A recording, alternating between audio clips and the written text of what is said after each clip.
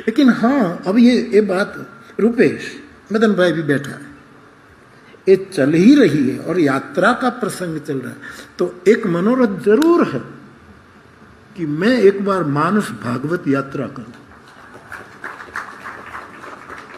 यद्यपि गोपी गीत भागवतकार ने नैमिषारण्य में भी एक श्लोक हमने, जो भागवत की भूमि है, शुक्रताल में किया, बद्रीनाथ में किया, वृंदावन में किया आदि।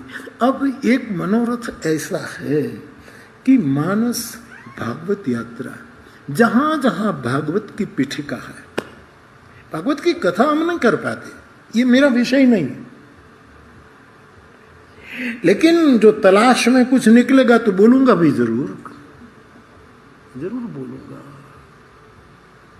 तो ये भी अनुष्ठान कर लिया जाएगा। वो यात्रा ही यात्रा चल रही है। हाँ देखो भाई, ये भागवत जो यात्रा करनी है ना, उसके हम विद्वानों से मांग लेंगे कि व्यास जी ने कहाँ लिखा, कहाँ ये विचार आया, फिर नैमिष में कथा गई, फिर शुकताल में गई, फिर बद्रीनाथ, ऐसे 9-10 स्थान। और आखिर में इस, यदि होगा तो इस जन्म में हो तो ठीक है, ना हो तो अगले जन्म में होगा, तो हम अहमदाबाद में भागवत विद्यापीठ में कृष्ण शंकर दादा के आश्रम में इसकी पूर्णाहुति करेंगे। तो भागवत विद्यापीठ के तपस्वी ऋषि है, वो फिर ऐसा मगज में हो रहा है।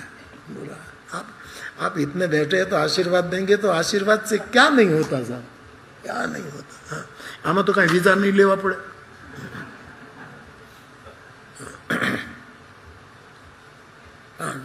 थसे तो थसे पण, भागवत मेरी तलाश है। यस, इसमें भी कुछ भागवत की बात जो संतों से सुना हो, पढ़ा हो, महापुरुषों की प्रसादी प्राप्त हुई, वो बातें करेंगे, इसमें क्या बात। लेकिन कर लेंगे एक वक्त भागवत का अनुष्ठान इसी रूप में कर लेंगे बस।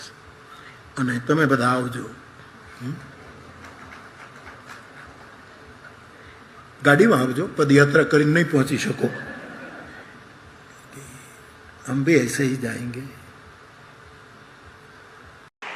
और गत कथा में कैरिचो में बस सहज विचार उठा तो मैंने घोषणा कर दी कि एक हमें भागवत यात्रा करनी। भागवत के प्रधान स्थान कौन से, जहाँ व्यास जी को विषाद हुआ, फिर वहीं से ग्रंथ कहाँ रचा गया, फिर कहाँ, ऐसे 8-10 स्थान मैं आपका संपर्क करूंगा शास्त्री जी को, मुख्य स्थान बता देना।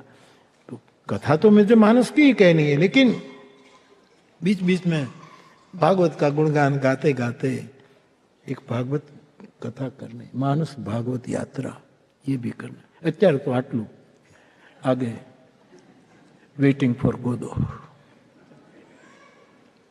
आगे परमात्मा।